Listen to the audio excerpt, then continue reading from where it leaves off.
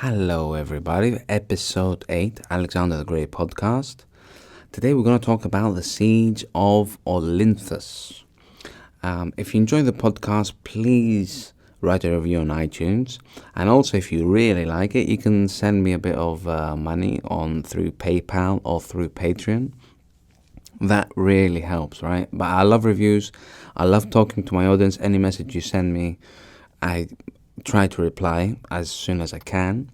And money really helps, guys. If you feel like you can donate a couple of dollars or a couple of pounds or a couple of euros or whatever you can, thank you. Thank you to everyone who has already donated. Thank you to everyone who shares the podcast on the social media. I'm on Facebook, Alexander the Great Podcast. I should come up. I'm that guy with a weird, with Alexander wearing headphones.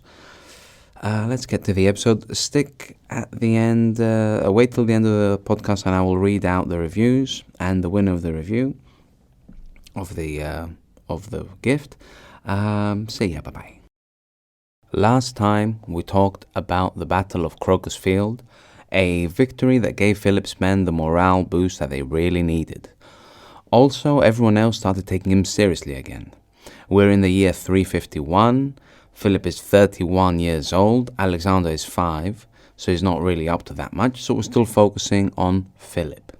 We briefly talked about Demosthenes, Philip's biggest adversary. I mentioned his Olynthos speech last time.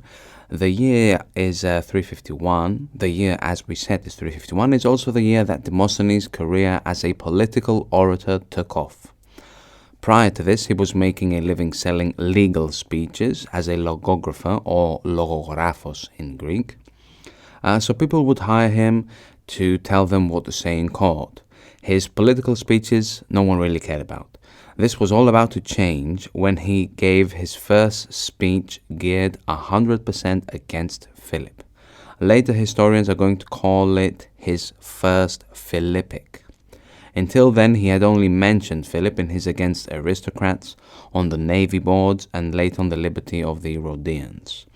But in the first Philippic, we see a Demosthenes that has had enough of the Athenians. He's up to here with them. You can't see me, but you know what I mean. First, he apologizes, being the gentleman that he is, all lovely and charming. He's like, sorry for taking the stand first. I know it's custom to let the older gentlemen talk first. Until usually the over 50-year-olds will talk. Demosthenes here is 355. Yes, sit down, oldies. You've run a shit show so far. He's basically throwing out the first okay boomer in history. He's saying that they've let this man take Methone, Pydna, Potidea. You have let him get cozy with the Thessalians. He's heavily criticizing the Athenian politicians without naming names. We know he mostly means Evolos, an Athenian statesman known for being a peace guy, or you could say he was a member of the Peace Party. He can't believe that they have yet to declare war against Philip, and not just pay off some mercenaries and let them do our fighting for us. There should be some Athenian citizens with them. Because whichever way you spin it, it's different fighting for your country and different fighting for money. It was Athens' duty, according to Demosthenes, to fight Philip either in Athens or Chalkidiki. It's a matter of time, he says, the Macedonians form an alliance with Thebes. He also recommended that there should be a constant base of mercenaries and Athenian hoplites in the north of Greece, and whenever they saw Philip's fleet, they would ambush him. Yeah, that should teach him a lesson. All of this, of course, costs money. Demosthenes has a solution for this as well, but that part of the speech has been lost.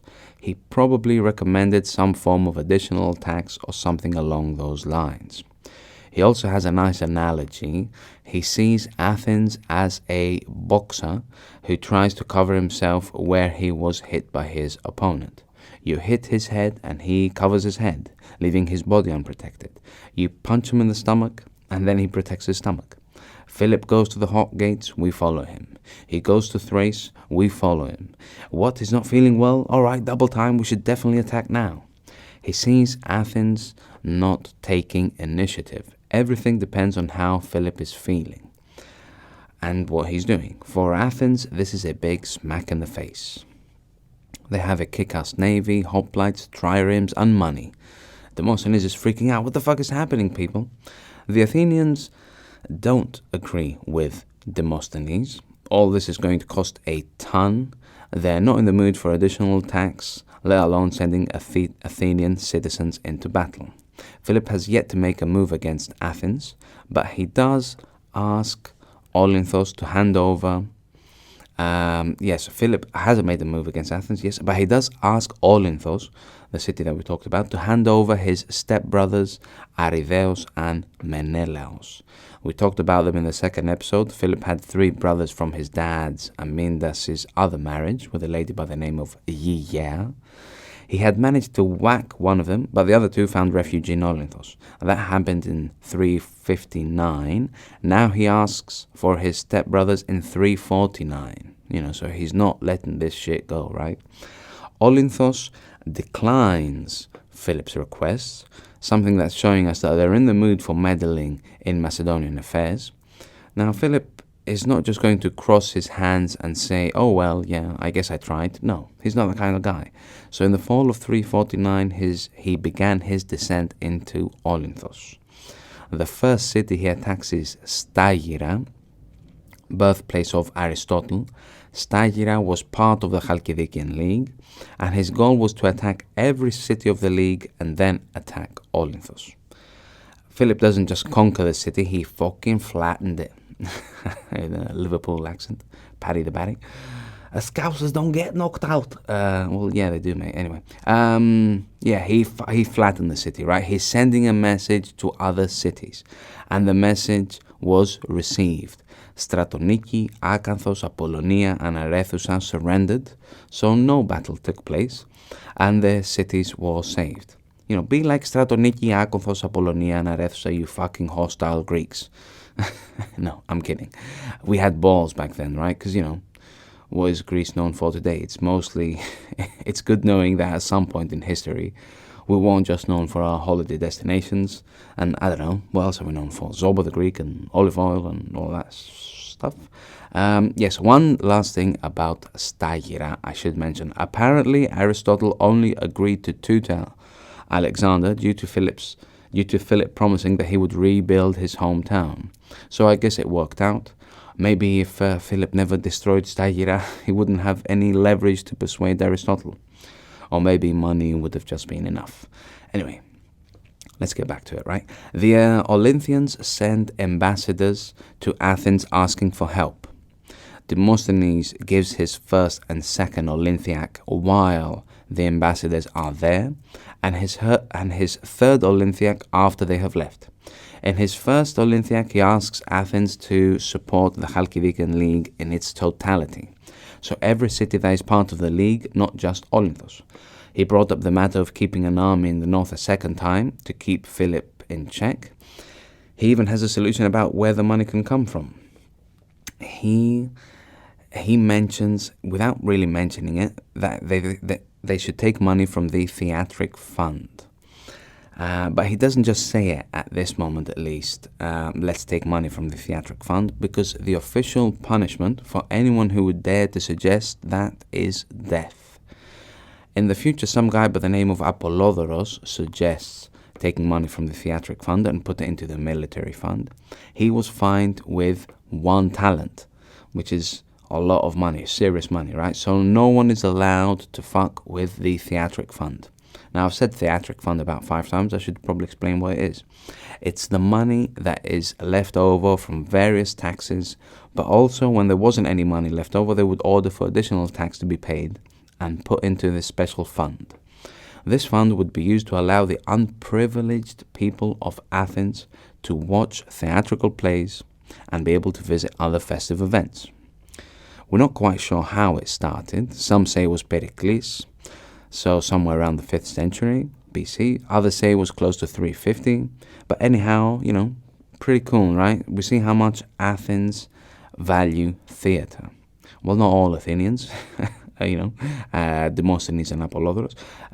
Later he tried to cover his tracks, Demosthenes, and he says, I'm not take it from the theatric fund. By Zeus, you crazy, bro. One thing is for certain, we have to put together an army. If we're all going to pay for it, then we will all have to put a large amount of money. Then if we all have to put a little bit of money, then we'll all put a little bit of money.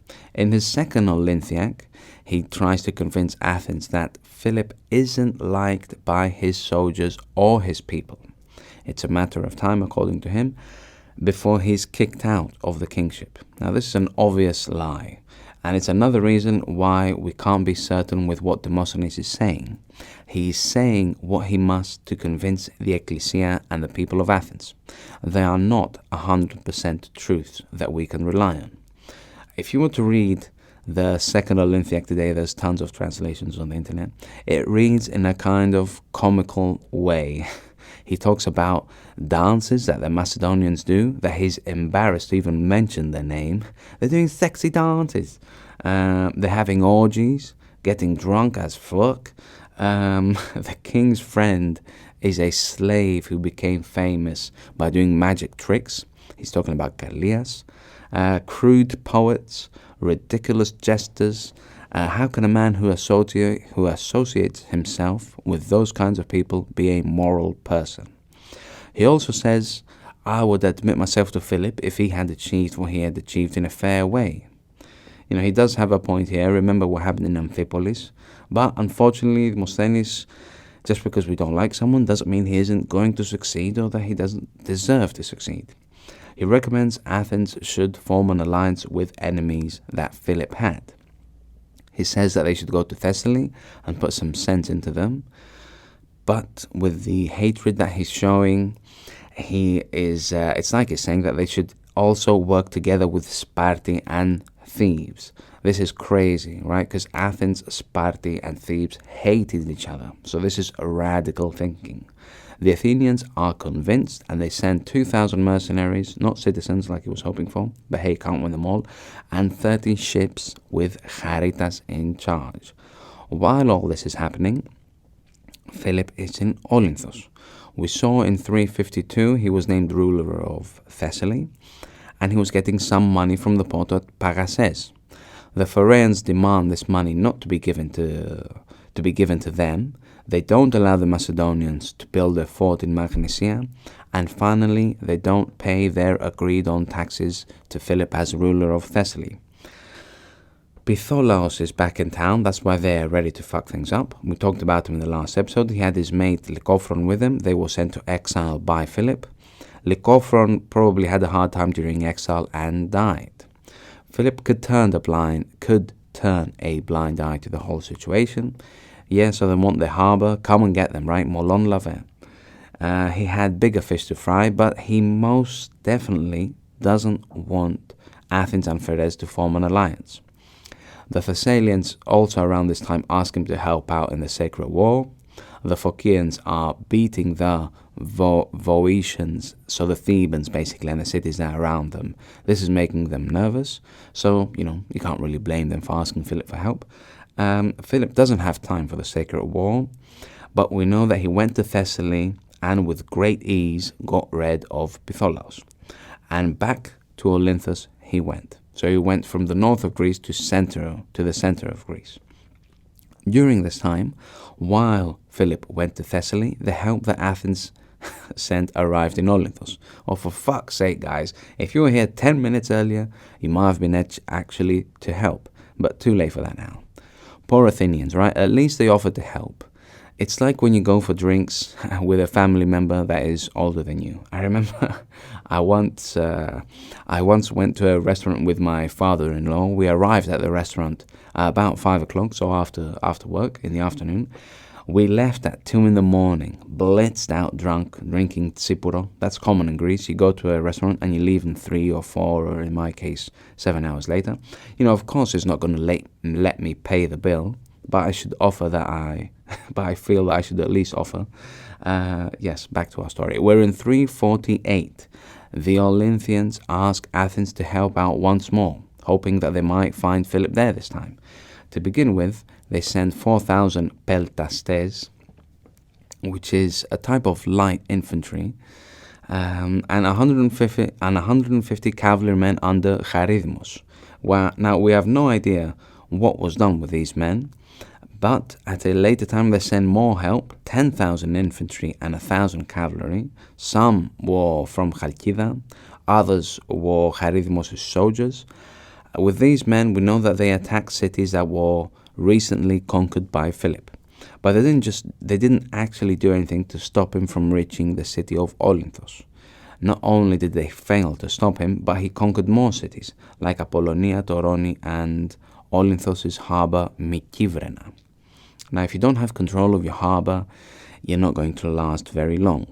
Your allies are not going to be able to send you supplies. The food you have is eventually going to run out. Philip is aware of this, so he sends them an ultimatum. Either the Olynthians are going to leave Olynthos, or I am going to leave Macedonia, Philip said, apparently. Now, he's definitely not leaving Macedonia, so you can forget about that. And the siege begins. After this, Demosthenes gives his third Olympiac. He pretty much talks about the same old stuff, nothing really new. He talks a bit more clearly about the theatric fund. He says, don't be surprised, Athenians, if someone talks about getting money from the theatrics. He has a nice comparison about the older generation of Greeks, Pericles, Aristides, Nicias, and another Demosthenes from the Peloponnesian War. He's mostly attacking the political leaders and the people of Athens, and is accusing them of inaction. Now, even though he never mentioned this, I think he wants to send help to Olynthos with the hope that they in turn would help Athens regain Amphipolis. So they send help for a third time, 2,000 infantry and 300 cavalry. But by the time they reached the city, it had already fallen. Now, if this seems kind of shitty to you, my dear listener, the whole help situation and how much they send, you're probably right. Granted, it wasn't just the 2,000 soldiers that they were sent, they were also what they sent before. They all stayed up there, but still, what are these soldiers really capable of doing against peak performance Philip? Perhaps they're sending these soldiers just to be able to say that, yeah, see, we did try. Also, Olynthos and Athens have never really been allies. So maybe this would prove to them that, yeah, bro, I got your back. But against Philip, really, Athens, they have no clue where Philip could be, as their actions proved, right? They sent help when he wasn't even there. He was in Thessaly one day, then he was back in Olynthos. From day one, he had subjugated cities from the League of Olynthos, of the Chalkidikian League, you could say. So he already had eyes everywhere. You'd think someone would tell them if they saw an Athenian ship closing in. And if you're an Athenian, the last thing you want is to lose a big chunk of your army so far away from home. That's one scenario, right? If they actually met up and had battle. The other scenario is that they could bump into Philip and he doesn't attack. I think if I'm not mistaken, Worthington talks about this, so this is his point. They would have to set up camp, stay as long as your supplies and resources allow, and when you have to bounce back home because you have run out of everything, you end up looking like a complete wimp, right? You went north to fight Philip, but were unable to do just that. Or I guess you could send a massive amount of help, leaving Athens unprotected at the mercy of Philip. No, we don't want that. But in 358, we also have, which kind of plays into the whole situation, the partial independence of Evia, the island that I'm talking to you from now. The tyrant of Chalkida, I'm in Chalkida now as well, the tyrant of Chalkida, Callias, wants to create an Evian league. Evian? No, it's Evian. In Greek, it's Evia. So, Evian League, yes, with himself on top. Until now, Athens controls what happens in Evia. They grow tired of this and decide to switch things up. Things were going to plan. They had Philip's help. He had sent a few troops. But a guy by the name of Plutarchos, or Plutarch in the bastardized version, tyrant of Eretria, doesn't agree with Callias and asked Athens to do something about this. Athens sends help to Eretria. They probably found out Philip was helping Callias and they are gagging to find a way to kill Philip's vibe. Bear in mind that Athens and Chalkida are an hour away by car today, so very nearby. Athens wants to show that, hey, these are our people. Fuck off. This explains to some extent why the help that was sent to Olynthos was small. They would rather send help to an island that is just north of them, offering protection from the northern Greeks. If you Google Evia, Evia on Google Maps, you can tell it's that little island that's just above Athens. You of course would rather help your neighbors than a city in the north like Olynthos. The military help from Athens had Phokionas as general. In this mission, our very own Demosthenes took part. Though he wasn't there for long, we know that he was back for the Grand Dionysian Games, which is a massive event held in Athens in honor of the ecstasy god Dionysos. It's not like the Olympic Games, and it's not athletic. It was a competition in theatre. Second in importance after the Panathenaea. When Phokionas reached what today we call Aliveri, then it was called Tamines, anyway, moving on, too much information, he was besieged by Callias's men. In the end, they managed to get out of that sticky situation, but they had not received any help from Plutarchos, the guy that asked them to intervene. What a dickhead. This must have pissed them off. They even went as far as kicking him out of Eretria. Phokionas is then recalled and sent to Lesbos. The Athenians send a guy named Molossos. Plutarchos is then allowed to come back. He's switching teams, so he's against the Athenians now, and he captures Molossos and any other Athenian he can get his dirty little hands on. The Athenians are allowed to return only after they are ordered to pay a ransom of 50 talents. In the end, all of Evia is going to be independent except for Charistos. And that's a long version, basically, why Athens was not able to help Olynthos to full effect. Diodorus and Demosthenes tell us that Olynthos fell due to Ephikrates and Lasthenes. We talked about them in the last episode. Apparently, they gave up Olynthos' harbour Mykiverena to Philip, or Philippos in Greek. Diodorus says it took Philip many attacks, and he also lost a large number of men until the city fell. This is believable because they have found missiles with Philip's name on it, so we know that he used siege engines. Another thing our sources love to mention is that when the Macedonians entered the city, they made sure to leave their mark. They basically fucked everything up to such a degree, according to Demosthenes in his third Philippic in 341. We still have a long way to go. Where are we now? 348, I think. You could hardly tell, apparently, that people once lived there. You could make the claim that they were justified to do so, seeing that Olynthos is the latest city to try and control, as much as they could, what was happening in Macedonia. Philip wants it to be known, hey, I'm the one and only king of Macedon. But remember I told you it was Demosthenes who said this, that he destroyed the city, that he destroyed the city to such an extent. He loves to paint Philip in his most vicious and violent colors. But it doesn't really make much sense that he would destroy a city that he tried so hard to conquer. Come on, Philip. Come on, guys. Philip is better than this, right? There are some Athenians in Olynthos. He keeps them close, right? He's going to use them in the future. Many locals were killed as he entered the city. Some were sent to Macedonia to work on the mines. He now has access to Olynthos' mines, which produce gold and silver. The Olinthians had the strongest currency in the area. From now on, the Macedonian silver tetradrachmo is going to be in circulation. Tetradrachmo is one drachmi, is like you say €1, $1, £1. One drachmi. Tetradrachmo is that times 4. Well, that's going to be in circulation. At a later time, the gold coin is also going to be moving around. Philip takes care of his senior officers by giving them extra money and newly conquered land.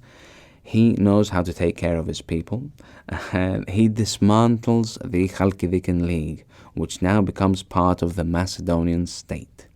Anything they would make from now on goes into Philip's pocket. The good guys from Athens put out a formal decree stating that they welcome any refugees from Olynthos, and they also exempt them from tax. Good guys, man. Good guy Athens. Let's read some reviews. Fantastic podcast about Alexander the Great from a Greek perspective by Cantabrigian Homertonian from the United States. Really a wonderful podcast in which you can feel the energy, emotion, and love of the subject matter. I also appreciate that's from a Greek perspective. Fantastic work all around. 5 stars. Thank you very much for the review. And Myrmidon 1, sorry. 5 stars. Title of the review was Genuine Storytelling in the United States of America. As a Greek American, it's wonderful to hear the story told by a Greek. Modern American history classes tend to bastardize his story to fit the worldview of the teacher in a rather disingenuous way. Very much the same as Native American history, which also gets glossed over to support political narratives. I encourage the curious to listen and the bold to tell the stories of your cultures in the same way this man has gone about it. I use Spotify to listen. I only downloaded the podcast app just to rate it and leave a review. It's that good.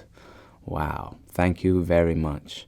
By B. Rend from Canada. 4 stars. Love the podcast. Hearing the story told from an actual Greek is great. How Michalis tries to tell the actual fact from fiction, and the great tales of Alexander and Phillip take it from sounding like a fairy tale to a more Game of Thrones, gritty, realistic vibe. Can't wait for the episodes on Alexander, but I love the depth of the episodes. Thank you. But you're not winning a present because it's 4 stars, right? If I'm going to send you something, it has to be 5 stars.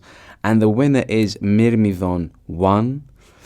Great name, great review. I've already come in contact, so you know what's happening, that you know that you've won. But thank you everyone for the reviews.